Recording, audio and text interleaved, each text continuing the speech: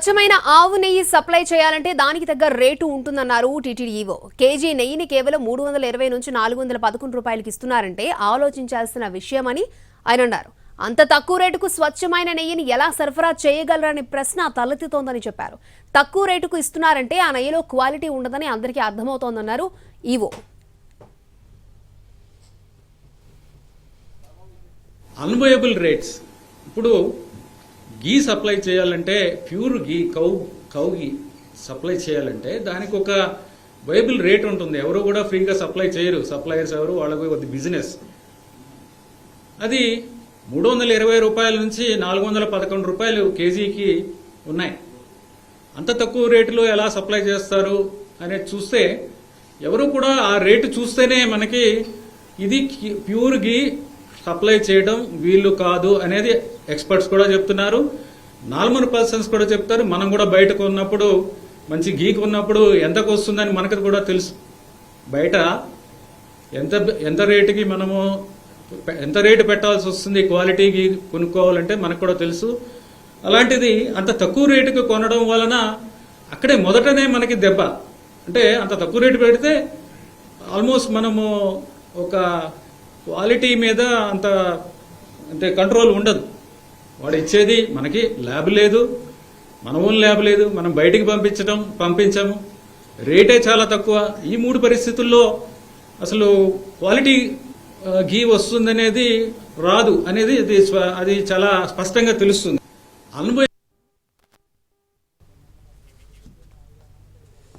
AR dairy సరఫరా చేసిన నెయ్యిలో కల్తీ జరిగిందని తేలిందన్నారు టీటీడీ ఈవో శ్యామలారావు. జంతు కొవ్వు ఉన్నట్టుగా తేలిందన్నారు. పంది కొవ్వు, బీఫ్ ఫ్యాట్ ఆనవాళ్లు ఉన్నాయని రిపోర్టులో స్పష్టమైందన్నారు. లాట్ టెస్ట్ 1 or 2 దిగువన ఉండాల్సింది 116 వాల్యూ వచ్చిందన్నారు. ఇక మిల్క్ ఫ్యాట్ 96 నుంచి 104 మధ్య ఉండాల్సింది 20.32 మాత్రమే ఉందన్నారు. నెయ్యిలో జంతువుల కొవ్వు కలిసినట్లుగా ఎన్డీడీబీ కూడా తేల్చిందన్నారు. ఫ్యాటా కాదా ఇది అనేది చెప్తుంది. మిల్క్ ఫ్యాటా కాదా, మిల్క్ ఫ్యాటా కాదా అని చూస్తే అది ఓవరాల్గా 95.68 నుంచి 104.32 మధ్యలో ఉండాలి. ఇది టోటల్గా 95.68 to 104.32 మధ్యలో ఉండాలి ఓవరాల్గా టెస్ట్ చేస్తే. ఇది చాలా అబ్నార్మల్గా ఉంది. 20.32 అంటే ఇట్ ఈస్ హైలీ అడల్టరేటెడ్. చూడటానికి గీలా ఉంటుంది కానీ అది ఘీ కాదు.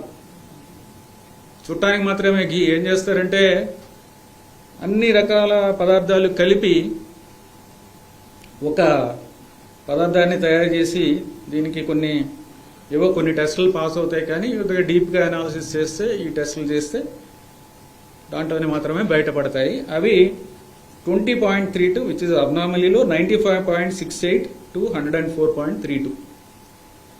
సో అది ఒకటి వెరీ అన్ఫార్చునేట్ రిజల్ట్. తర్వాత సోయాబీన్, సన్ఫ్లవర్ ఆయిల్ దీనికి సంబంధించిన టెస్ట్ రిజల్ట్ 98 పైన ఉండాలి.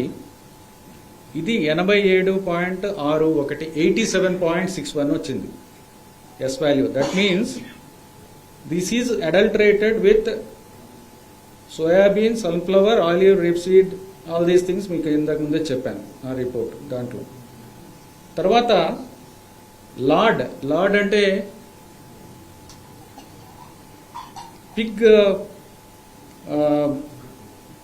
స్కిన్ కింద ఉండే ఫ్యాట్, పిగ్ ఫ్యాట్ అనుకోవచ్చు. అది లాడ్ అనేది వాల్యూ ఆ టెస్ట్ చేస్తే 116 వచ్చింది. ఉండాల్సింది ఎంతంటే 102కి కింద ఉండాలి. It should be below 102, but it is above 102, which means that it is adulterated with lard also. ఒక్క కంటామినేషన్ కాదు, అన్ని రకాల పదార్థాలు, యానిమల్ ఫ్యాట్స్ ఉన్నాయనేది ఈ రిపోర్ట్తో అర్థమవుతుంది.